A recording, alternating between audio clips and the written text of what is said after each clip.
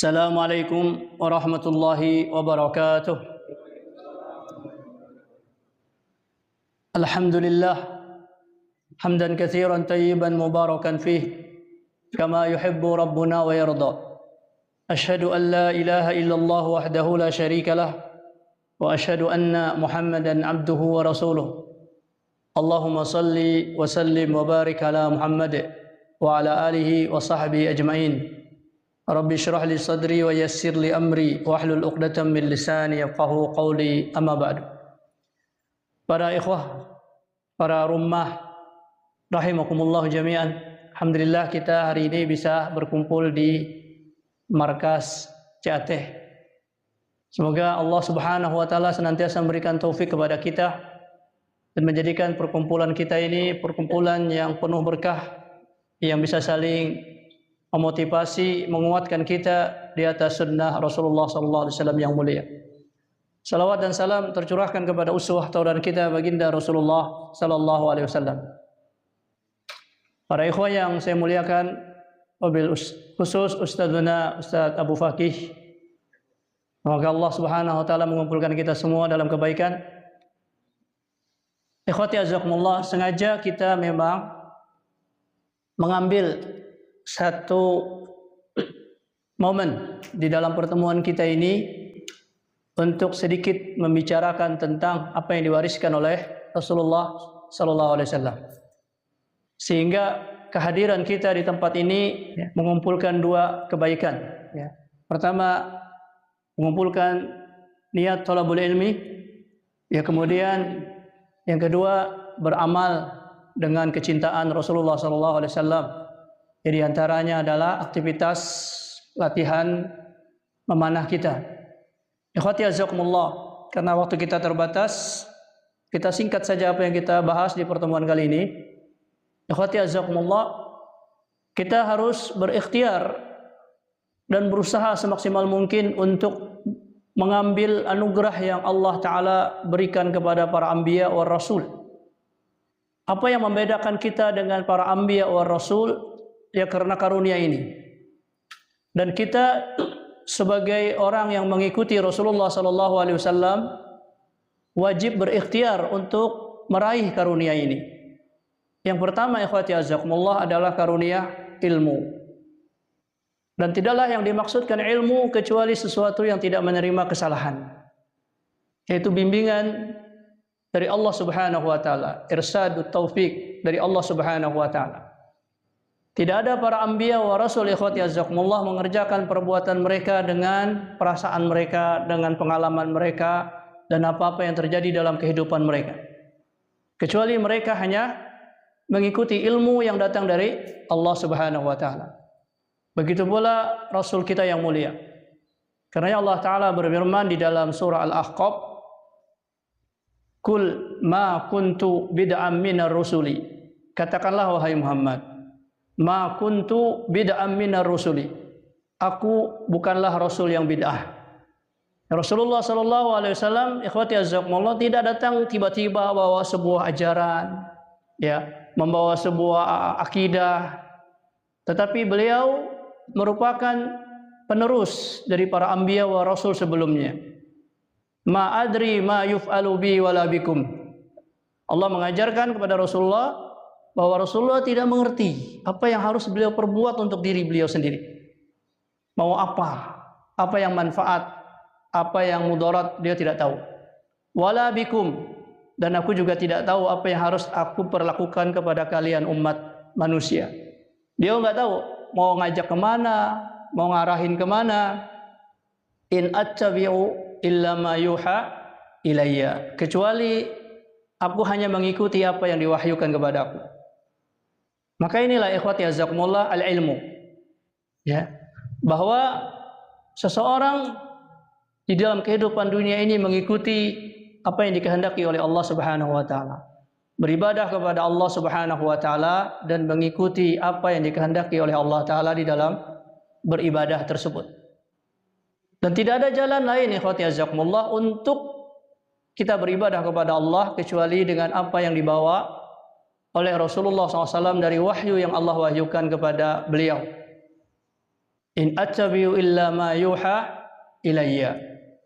Karena itu ikhwati azzakumullah, kita berikhtiar ya mengetahui ilmu ini. Dan ini apapun aktivitas kita di dunia ini tidaklah sah dengan paripurna kecuali kita mendahulunya dengan ilmu. Bahkan ketauhidan kita ikhwati azzakumullah. Tidak ada orang yang berucap la ilaha illallah kecuali dia harus mengetahui ilmu di balik la ilaha illallah taala tersebut.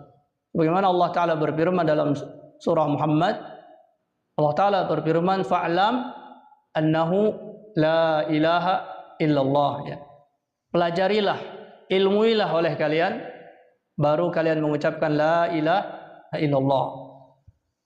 Kalau kita mengucapkan la ilaha illallah, mengatakan ilah kita Allah, tapi kita tidak memiliki ilmunya, maka itu hanya sebuah ungkapan tanpa makna. Ya. Dan kita dapatkan ikhwati azzakumullah betapa banyak orang mengucapkan la ilaha illallah, tapi masih menggerutu. Kok hujan terus ya? Kayaknya nggak beres ini. Ya. Padahal ikhwati azzakumullah, siapa yang menurunkan hujan? Dialah Allah Subhanahu wa taala. Ya. Maka kita senantiasa beristighfar atas apa-apa yang kita keliru dan selalu mengucapkan tasbih yang mensucikan Allah dari prasangka buruk kita. Ya. Maka orang yang mengerti bahwa la ilaha illallah adalah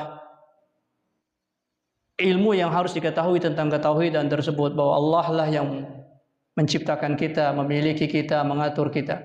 Dialah Allah al-ma'bud bihaq, yang wajib disembah dan hanya hak Allah untuk disembah. Dan juga Allah memiliki semua sifat-sifat kemuliaan, keagungan, dan tidak ada aib yang dinisbatkan kepada Allah Subhanahu wa taala. Walaupun dalam pandangan kita ya ikhwati azzakumullah mungkin ada hal-hal yang kurang. Kemudian yang kedua, anugerah yang Allah berikan kepada para anbiya wa rasul adalah beramal. Al-amal bi muqtadal ilmi. Beramal dengan apa yang dituntunkan dan diwahyukan oleh Allah Subhanahu wa taala. Karena itu ikhwati azzakumullah, tidak ada satupun yang dikerjakan oleh Rasulullah kecuali berdasarkan ilmu tersebut. Dan inilah kemuliaan para anbiya wa rasul tersebut. Ya. Karena Allah Subhanahu wa taala menunjukkan dua kelompok yang tersesat dan dimurkai oleh Allah Subhanahu wa taala. Ada orang yang mendapatkan ilmu. Dia belajar hadis, dia belajar Al-Qur'an, dia pelajari Al-Qur'an ayat-ayat Allah, dia mengerti makna-maknanya, dia pelajari hadis, dia duduk di majelis ilmu, dia tahu mana yang sahih, mana yang dhaif, apa maknanya. Tapi ketika disuruh beramal, kita sudah biasa Ustaz dengan apa yang ada di masjid kita ini. Kita sudah biasa Ustaz dengan apa yang ada di kaum kita. Kayaknya cukuplah itu. Mestinya mereka juga punya dalil. Yang kita ikuti ini punya dalil. Ketika ditanya apa dalilnya, mesti ada. Ya. Padahal yang sudah dia ketahui ayat yang dia dengar, hadis yang dia dengar. Ya harusnya apa? Al-matlub yang dituntut bagi dia beramal berdasarkan ilmu itu.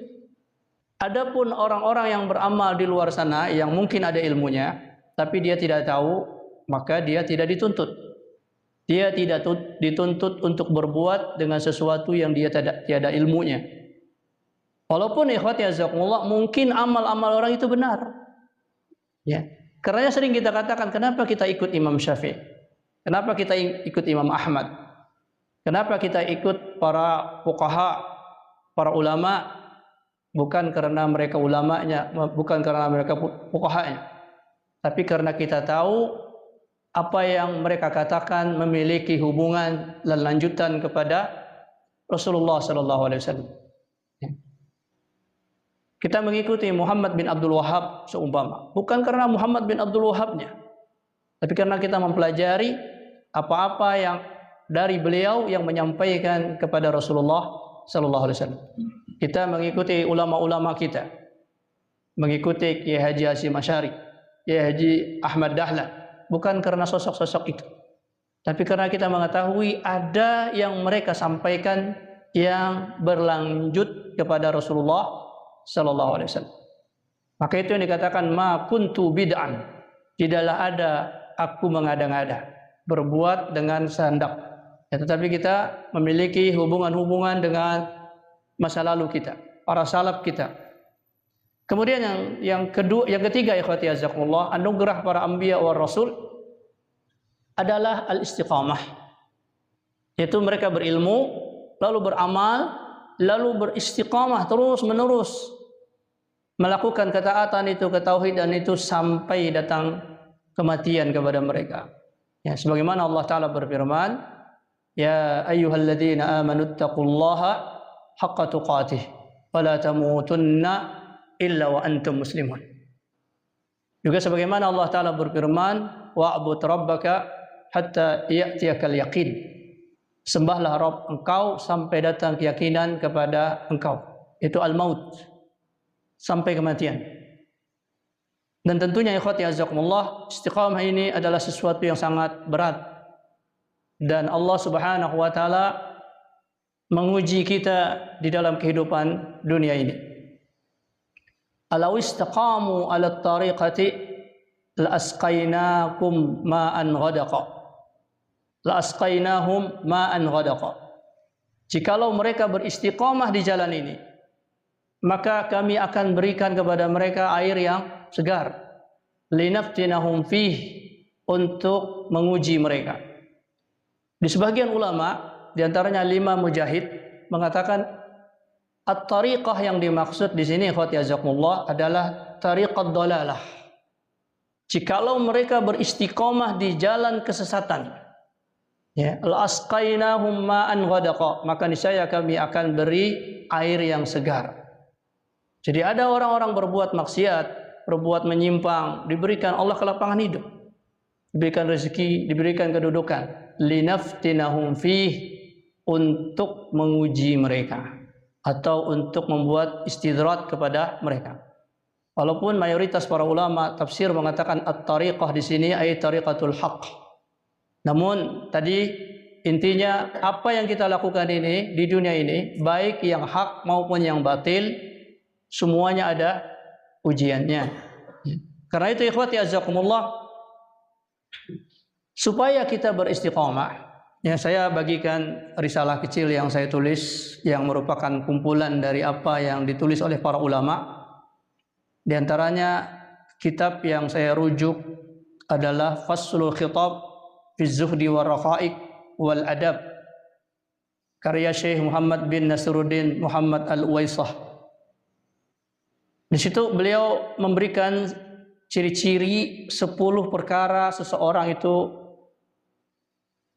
dianggap memiliki ciri keistiqomahan. Itu bisa lihat di halaman 17 ya. Halaman 17. Mohon maaf itu terbatas yang bisa kita bagikan. Jadi yang dapat beruntunglah ya. Yang tidak ya mudah-mudahan di kesempatan yang lain bisa mendapatkannya. Mungkin di waktu yang sangat sempit ini kita hanya menyebutkan 3 saja. Ya, 3 saja. Walaupun yang satunya adalah yang saya dapatkan lagi di dalam ayat-ayat yang lain. Orang yang beristiqamah dikatakan adalah orang yang berakidah sahihah, yang memiliki akidah yang benar kepada Allah Subhanahu wa Ta'ala. Lebih utamanya di dalam masalah keistiqomahan itu adalah akidah rububiyah, tauhid rububiyah. Ya. Sebagaimana Allah Ta'ala berfirman di dalam surah Fussilat ayat ke-30, innal ladzina qalu rabbunallah tsumma istaqamu. Sungguhnya orang-orang yang berkata rabbunallah, Rabb kami Allah, tsumma istaqamu, baru dia bisa istiqamah. Dan ikhwati azakumullah, ketahui rububiyah itu artinya mentauhidkan Allah, ifradullahi ta'ala fi rububiyatihi, mengesahkan Allah di dalam pengaturan Allah, kepemilikan Allah dan penciptaan Allah. Para ulama mengatakan rububiyah memiliki paling tidak 3 makna yang terkumpul kepada Allah Subhanahu wa Ta'ala. Yang pertama, Allah yang menciptakan. Yang kedua, Allah yang memiliki. Yang ketiga, Allah yang mengatur. Ya. Dan ikhwati azakumullah, ketika kita mempelajari tentang rububiyah Allah Ta'ala, maka semuanya di atas kebaikan. la yunsabu ilallah ilal khair. Tidak dinisbatkan kepada Allah kecuali baik. Dan kenyataannya memang demikian. Allahu ahkamul hakimin. Karenanya ikhwati azakumullah, seandainya kita dapat kerjaannya di samping rumah, nggak jauh-jauh, nggak pakai ngantri, nggak pakai macet-macet, ya. Kemudian gajinya 1 miliar 1 bulan, amin. 1 bulan 1 miliar, lancar lagi, ya. Pekerjaannya mudah. Kira-kira antum berpikir nggak untuk resign, cari tempat yang lain? Nah, enak saja, tetap saja di situ. Tapi kalau kerja gajinya ditunda terus 3 bulan baru keluar, dipotong-potong lagi, potongan ini, potongan itu, kerjaannya berat. Niscaya antum tidak akan apa? Tidak akan istiqomah di sana. Sekarang cara paling mudah untuk dapatkan gaji tinggi dan kedudukan yang besar adalah tinggal resign, lamar lagi di tempat yang lain. Apalagi kalau dia sudah punya keahlian, ya sudah punya nama, biasanya kurang gajinya, tinggal dia keluar, tinggal lamar lagi di tempat lain dengan negosiasi gaji yang lebih tinggi. Nah, itu kenapa? Karena ada kekurangan, ya. Karena ada hal-hal yang tidak memuaskan. Namun ketika orang mengetahui tentang Allah Tabaraka wa Ta'ala, adakah dari Allah Ta'ala yang bisa kita keluhkan? Semuanya datang dari Allah.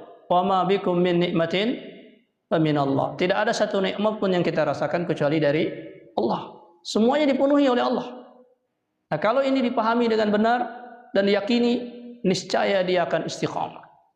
Ya, dia yang berhajat kepada Allah Subhanahu wa Ta'ala. Dia yang membutuhkan ibadah-ibadah itu kepada Allah Subhanahu wa Ta'ala. Karena itu benar Allah Tabaraka wa Ta'ala berfirman, la ikraha fid din, qad tabayyana rusydu minal ghayy. Orang enggak perlu dipaksa untuk salat, dipaksa untuk saum, ya, dipaksa untuk melakukan ketaatan-ketaatan. Sebab apa? Qad tabayyana rusydu minal ghayy. Karena telah jelas mana yang diberikan arahan petunjuk dari yang miring. Kalau dia sudah meyakini tentang kebaikan salat, kebaikan saum, kebaikan syariat-syariat Allah, dia nggak perlu lagi dipaksa, ditodong untuk salat. Maka dengan sendirinya dia melakukan hal tersebut. Maka terus kita pelajari tentang tauhid ini, wabil khusus tauhid rububiyah, tentang nikmat-nikmat yang Allah anugerahkan kepada kita, tentang kemuliaan-kemuliaan syariat ini. Kemudian yang kedua, ikhwati azakumullah, al-iqtida'u bi sunnati Rasulillah sallallahu alaihi wasallam. Mengikuti sunnah Rasulullah. Salah satu sebab orang tidak istiqomah di agama ini karena merasa agama ini berat. Apa sebab berat tersebut? Karena kadang-kadang dia sendiri yang mempersepsikan agama. Dia buat-buat agama. Ya. Ada beberapa orang ketika safar, itu dia tidak pernah menjamak sholat, mengqashar sholat. Ya, seribet-ribetnya dia mengerjakan itu. Ketika ditanya kenapa enggak diqashar saja, apa jawabannya, ikhwah? Dia bilang, saya nggak ngerti niatnya. Saya nggak ngerti niatnya. Yaitu yang dimaksud apa? Usali-usalinya itu saya nggak hafal. Dia bilang, saya nggak ngerti. Ya udah, saya hafal saja. Ya. Padahal itu bukan dari tuntunan Rasulullah SAW. Dia memberatkan diri dengan menghafal itu. Ya.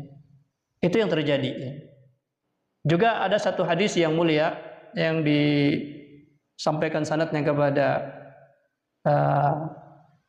Rabi al-Aslami, sahabat Rabi al-Aslami.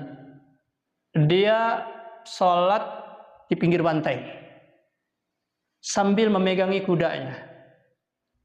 Kudanya ini namanya makhluk hidup, maju mundur, dan beliau pun kadang-kadang tertarik, lalu beliau tarik mundur lagi, kahkar, beliau mundur lagi ke tempat sholatnya, ditarik lagi sama kuda.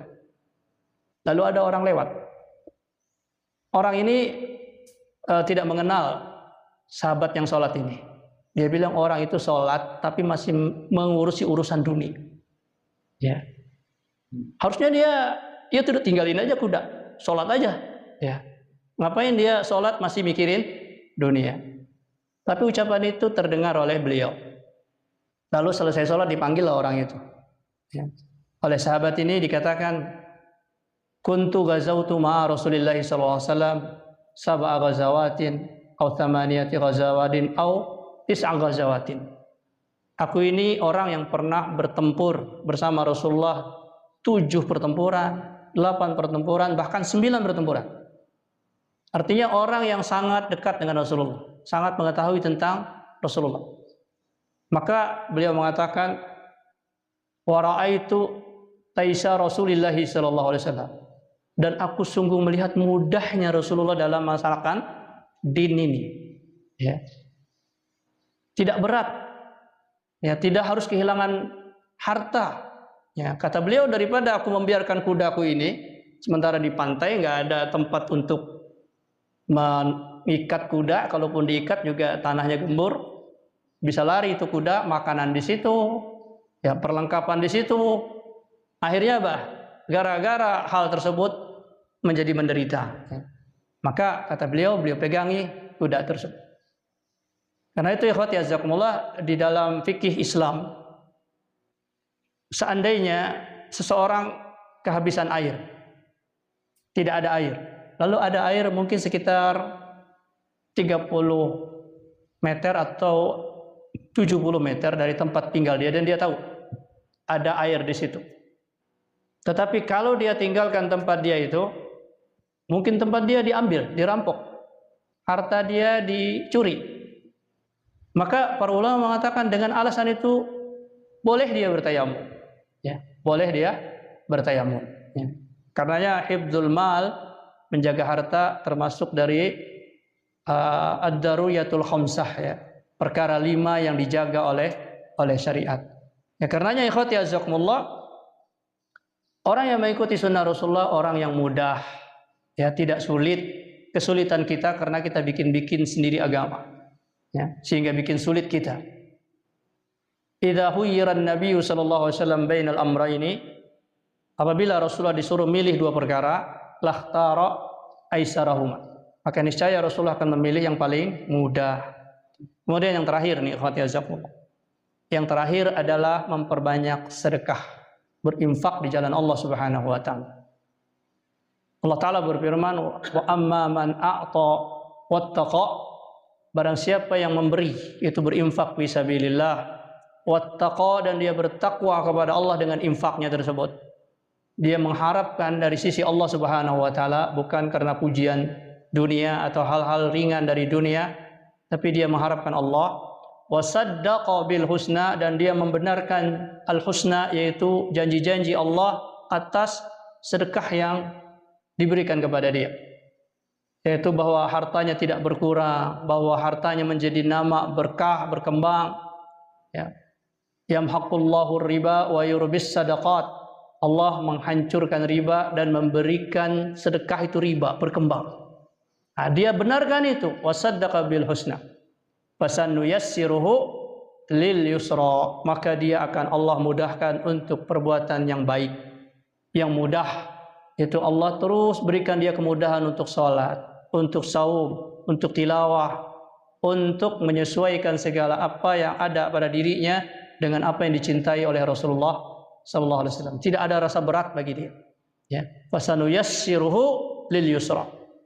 Wa amma man bakhila, dan barang siapa yang bakhil, ya, mikir 2-3 kali, 1000 kali bahkan untuk sekedar berinfak, ya, untuk sekedar membiayai kegiatan-kegiatan dakwah, ya, berinfak di jalan Allah, bakhil, wa kadzdzaba bil husna wastaghna, dan merasa cukup dengan dirinya sendiri. Dia enggak butuh Allah, enggak butuh kaum mukminin, enggak butuh orang lain. Saya sudah kaya, ya, sudah hebat. Wastaghna wa kadzdzaba bil husna, dan dia mendustakan janji-janji Allah taala di balik sedekah. Fasanuyassiruhu lil usra, maka dia dimudahkan untuk sesuatu yang bikin dia sulit di dunia, dan wabil khusus lagi sulit di akhirat. Ya. Nah, ini ikhwati azakumullah, ada 10 yang disebutkan oleh Syekh Muhammad Nasiruddin Al-Uwaisah di dalam kitab beliau Faslul Khitab fi Raqaiqi wal Adab. Ya, mudah-mudahan 3 hal ini, yang membuat kita lebih semangat lagi mempelajari tentang din kita ini, tentang keistiqomahan. Dan di antara bentuk istiqomah juga yang paling real yang sedang kita lakukan sekarang ini adalah kita mengkaitkan hobi dan kesenangan kita dengan sesuatu yang dicintai oleh Allah dan Rasul-Nya. Banyak mungkin olahraga yang bisa kita pilih, tetapi yang kita ketahui dari hadis Rasulullah SAW, dari ayat Al-Quran, bahwa olahraga yang kita tekuni ini adalah sesuatu yang dianjurkan oleh din, oleh Allah dan Rasul-Nya. Maka ini salah satu cara bagi kita juga untuk beristiqomah, di mana kita selalu mengikuti Rasulullah bahkan di dalam masalah kesukaan. Ya. Kadang-kadang mungkin kita tidak suka, tapi karena kita tahu itu datang dari Rasulullah, lalu kita sukai, maka Allah mudahkan. Anas bin Malik menceritakan, Rasulullah itu kalau makan, beliau lihat piring itu. Kalau di situ ada dabba, yaitu labu, maka Rasulullah memulai memakan labu. Ya, makan labu. Lalu kata Anas, yang Anas waktu itu umur berapa kira-kira? Paling sekitar 8-9 tahun lah. Masih anak kecil. Ya. Lalu dia bilang, sejak hari itu aku menyukai dabbah, tukarra, ya, labu. Anak kecil mengubah seleranya dengan selera orang dewasa. Alasannya apa? Alasannya Anas bin Malik, bahwa tidak ada yang disukai oleh Rasulullah kecuali atas bimbingan Allah. Ya, walaupun itu makanan. Ya. Makanya Imam Nawawi membuat bab istihbabu aklid dabba atau karra, ya, istihbab memakan labu. Ya.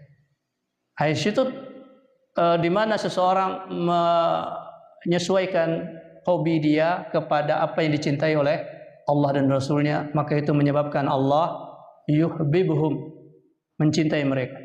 Qul in kuntum tuhibbunallaha fattabi'uni yuhibbukumullah wa yuhibbukumullah wa yaghfir lakum dzunubakum. Demikian ikhwati jazakumullah, mungkin sekilas ini, semoga dengan sekilas ini kita mendapatkan niat talabul ilmi kita dan menunaikan amanah kita untuk menuntut ilmu di dalam setiap kegiatan kita. Aqulu qawli hadza wa astaghfirullah. Subhanakallahumma wa bihamdika asyhadu an la ilaha illa anta astaghfiruka wa atubu ilaik. Assalamualaikum warahmatullahi wabarakatuh.